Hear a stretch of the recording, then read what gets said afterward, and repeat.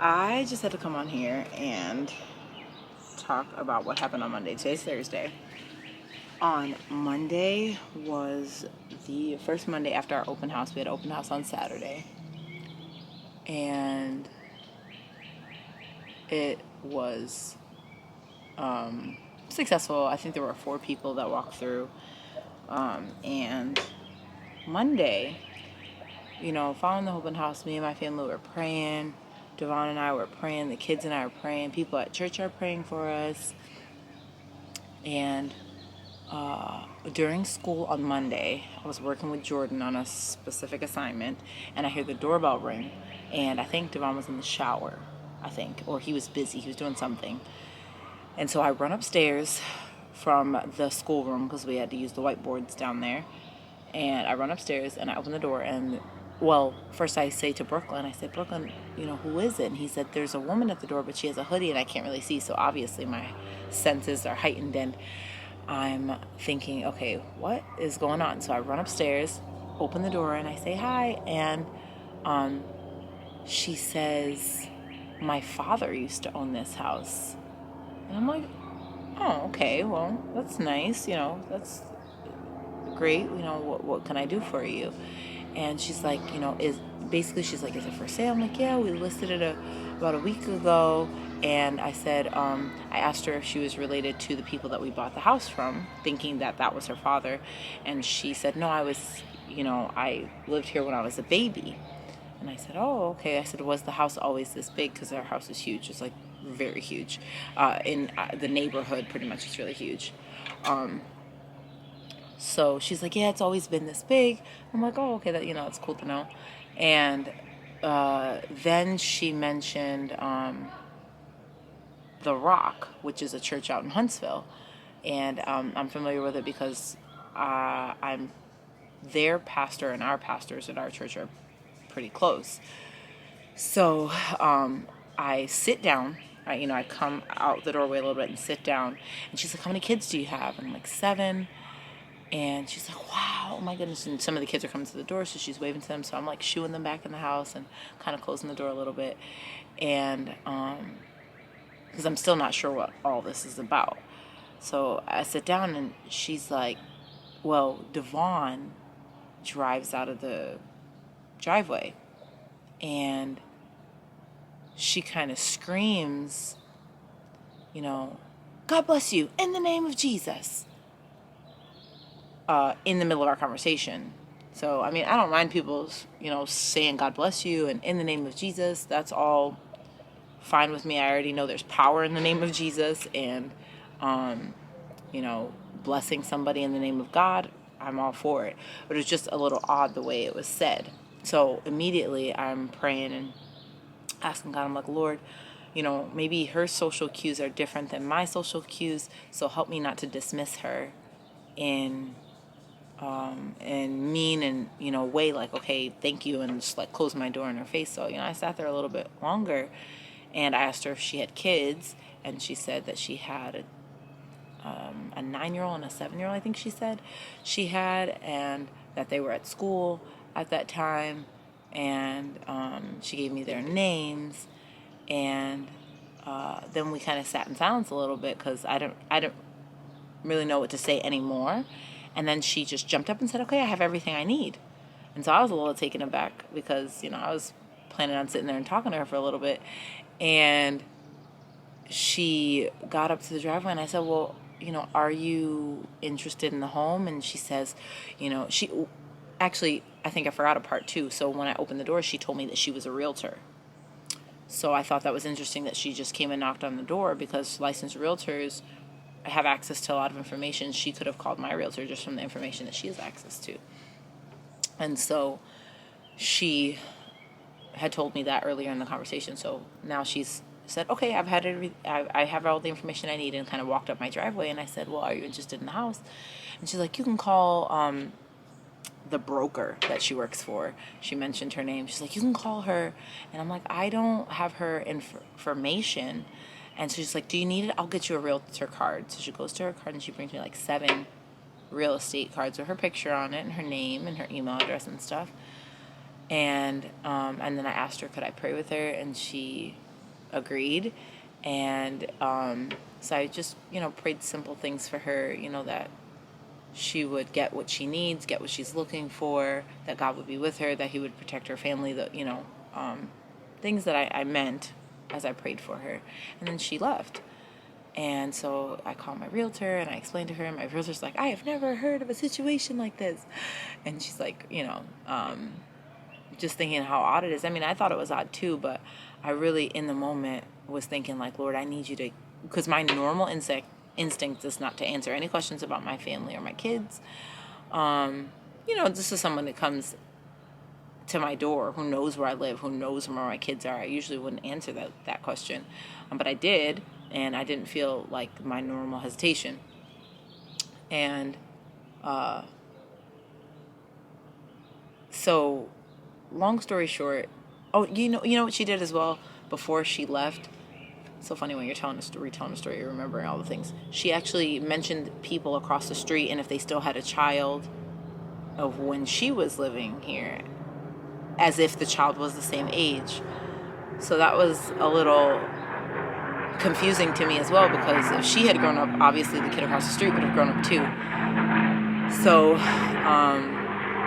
it was just very interesting. I was taken aback by the whole situation. I don't want to call any type of specific label on her or anything like that, but it was just very interesting. And so as I'm, kind of telling the story back to my mom and to Devon and my realtor, and she's like, this is so bizarre. Then my realtor calls her, and she feels a little frustrated because every time she calls her, she says she can't hear her. But when my realtor calls me, I can hear her. And when my realtor called anybody else, she could hear her. So that happens pretty much all day on Monday. She calls her, and, the woman who showed up at my house continues to say, hello, hello, hello, hello, seeming as if she couldn't hear my realtor. But finally, she got through at around 8 o'clock at night, I think, got through, and the woman who had showed up here earlier in the day told her, oh, you can call my broker, and hung up on my realtor. So my realtor calls her broker, and she says, yeah, she shouldn't have come to your client's home, and, she shouldn't have rung the doorbell. So it seemed like she doesn't have a client that's interested in the house, and she would not like to buy the house either. So at that point, I really didn't know what to think.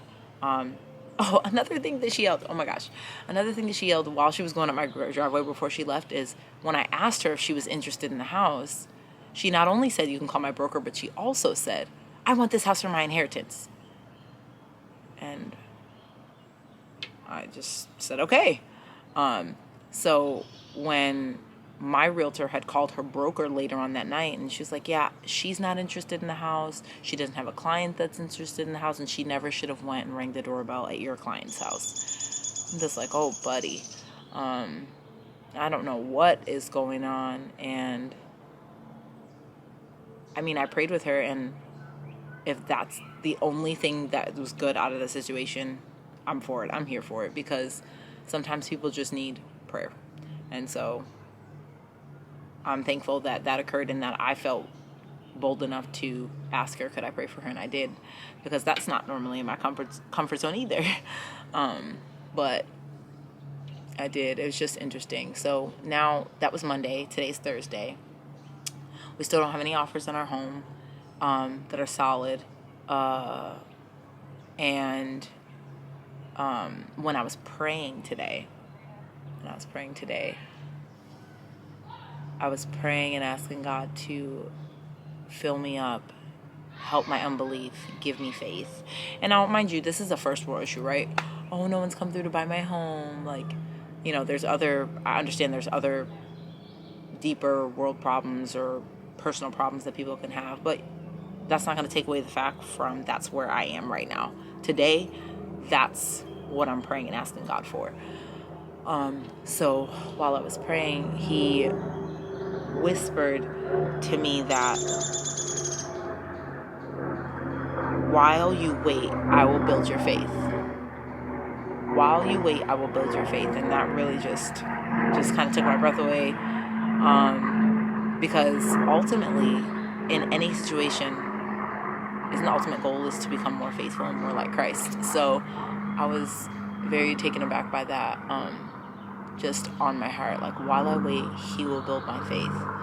While I wait, he will build my faith. And I will, rest upon that and rest in him, that he is good, because, we're fallen and sinful, and we want good things for our kids. So he's not fallen and sinful, and he wants the very best for us. So I can believe in that. But I felt like he was urging me to just make sure that I share the downs as well as the ups. Like, I felt like, this woman, she might buy her home, and it turns out that she may have some type of issue, or maybe she was just too overly zealous or overly happy about coming to see her childhood home, or whatever the situation is. I don't know all the details. I have no idea. I really can't draw any conclusions, except for the fact that it did not turn into the sale of our home, and I prayed for her. So I don't know what all this means, but I'm still trusting and still believing that God is a good God, and that he wants good things for my family and for me. So yeah, there's that. So then that night, we had a 6:30 showing that night that got booked through the whatever system that my realtor uses, for other realtors to book their clients a showing. And so we had a 6:30 appointment. So we left, and right at not even at 6:30, about 6:48, while we went to Chick-fil-A, and to kind of kill the time while this person walked through our home, we found out that they canceled it because they had a family emergency. So, excuse me, that was a bit disappointing, but I prayed for them that they recovered from their family emergency, that it wasn't anything serious, and kept it moving. I mean, I really, even from Monday to Thursday, I haven't felt like, I don't know, there's ebbs and flows. Like, there's moments of like despair and doubt and stuff, but I feel like for the most part, God has really filled me up with a lot of peace. Obviously, we want our home to sell. Obviously, we want to get to the Decatur as fast as we can. These bugs are really trying me. They are flying all over the place, buzzing all over the place. I'm not here for it. I'm not here for it. But anyways, obviously we want the things that we're praying for, but it's like we are shaped in the waiting for an answered prayer.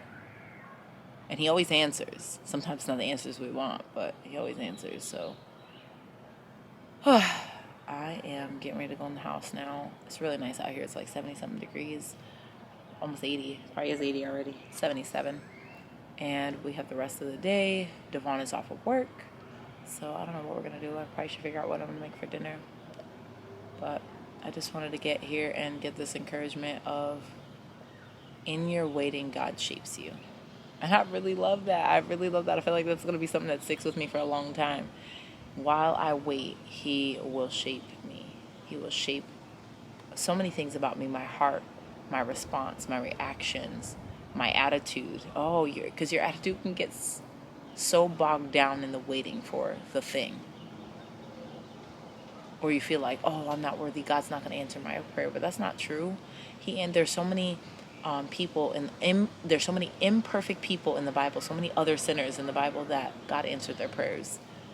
And if he could do that for all these other types of sinners and sins, and forgive them when they repented, and give them new life, and have everybody in the world know their stories from it being written in the book that matters, the Bible. Like, he can certainly do something like closing our home in Decatur, and as well as bringing somebody along that would be so excited to live in the home that we are selling now. So I could just go on and on, but I just wanted to give that encouragement, and hopefully one person was encouraged by that. And mind you, my prayer is still not answered. I'm still waiting. I'm still in the waiting. And my heart feels very happy and very peaceful, not because of me, but because Christ that lives in me.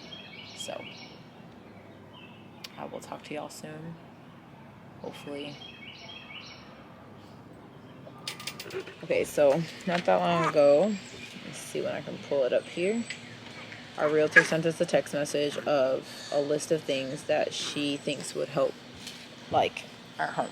So, and that was at 3 o'clock. It's 5:22 now. And it's a lot of things. Some of the things Devon and I had already talked about that we were wanting to work on.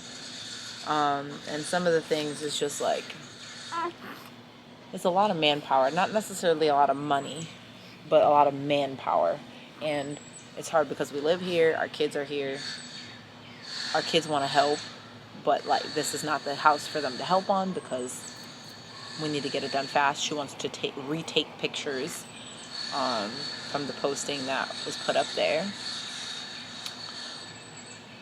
So it's just, I mean, I'm not surprised by the list she sent.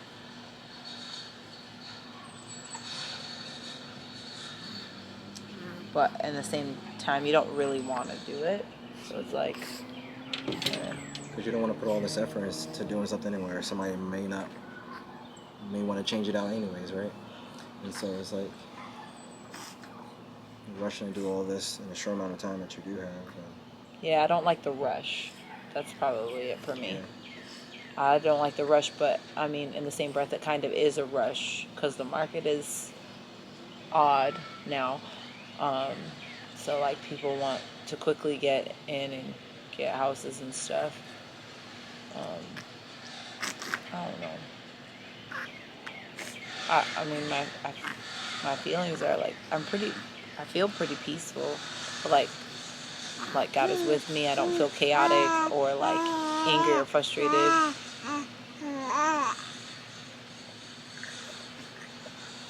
I'm wondering what like the next 3 weeks, what the next 6 weeks will look like or whatnot, but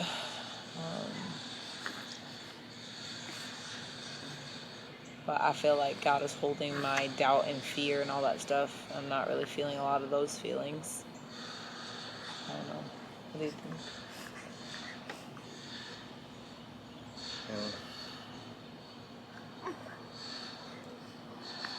Hazel. It's just the fact that, you're just putting all this effort into the house now when you're leaving, So it's like you don't enjoy it really. You're just doing it just to hopefully please the next family that wants to buy, purchase the house. I mean, it'll make a difference, stuff that we're changing, but I think what makes it hard too is that I really like our home. But if I'm like thinking, so when we bought the house, it was vacant for a year and no one had bought it. Yeah. And I'm thinking we have the hardest house to sell in the neighborhood. That's what I'm thinking we have. What's the matter? You got a showing. Oh, did you? Today's Thursday, right? Yeah. Somebody's requesting for something right now. At 5:30. Oh wow, we just got a request for a showing, but I don't see it. Like I seen the notification. Oh, here it is. It didn't come through in text message. That's what it is.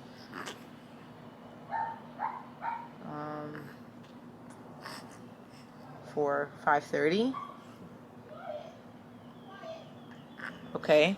I don't care. But okay. Just confirm it. I'll confirm it, but that's weird. I didn't get it in text message. You have the app? Yeah. She told me not to download the app. Oh. She said you'll get it through text message. Do not download the app. Well, I usually get both. All right, let's go in the house and do the things. So yeah, we just got a request for a showing for the house in like 4 minutes. So we're gonna go fix the house and see what happens.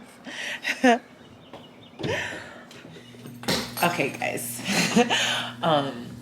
It is, what time is it now? Yeah, it's late. It's 11:48, and so when we left off our last video, we had said, oh, we just got a message for a showing, which was at like 5:26. They wanted to see the house at 5:30. So we just made it work, and we ran around the house and we put stuff away. I called my realtor and told her that somebody had booked it for, in 4 minutes. And I asked my realtor to call their realtor and tell them that we're home and we're gonna get out of their way. They'll be coming in and we'll be leaving. And that's what we did. We ran around, cleaned up. They walked in. We walked out, but I think the grandfather was a little chatty with Devon. I don't know, what was he asking you?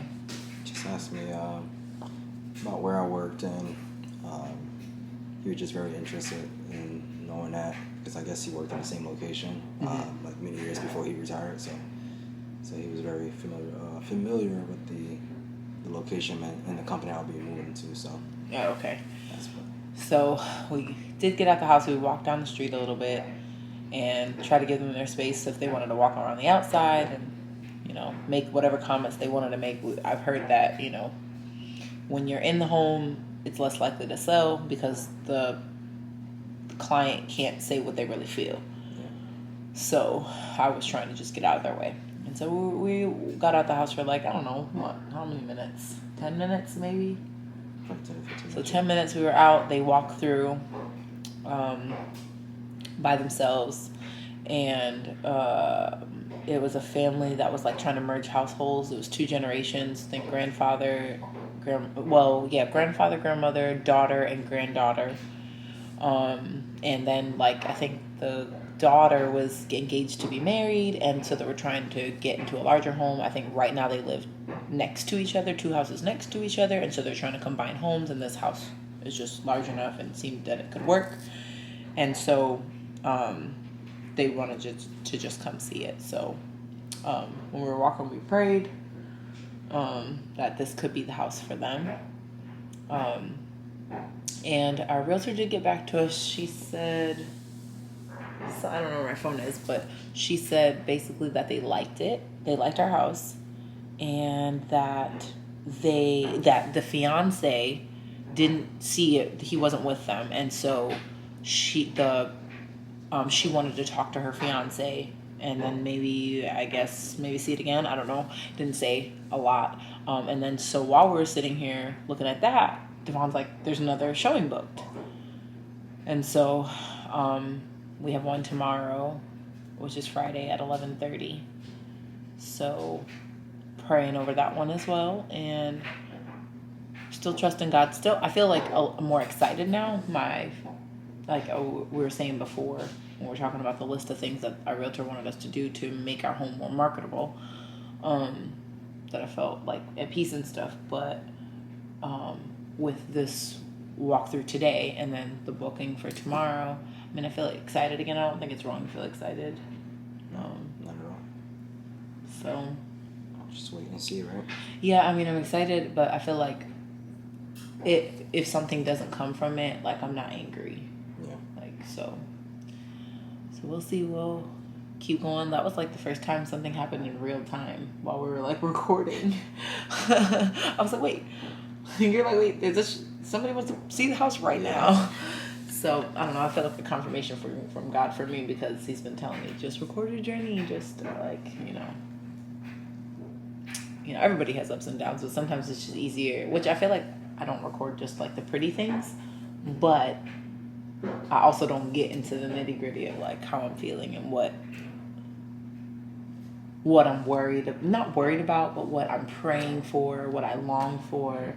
It's hard to talk about those things out loud. I could pray in my prayer closet, but to talk about the things out loud, it's hard sometimes.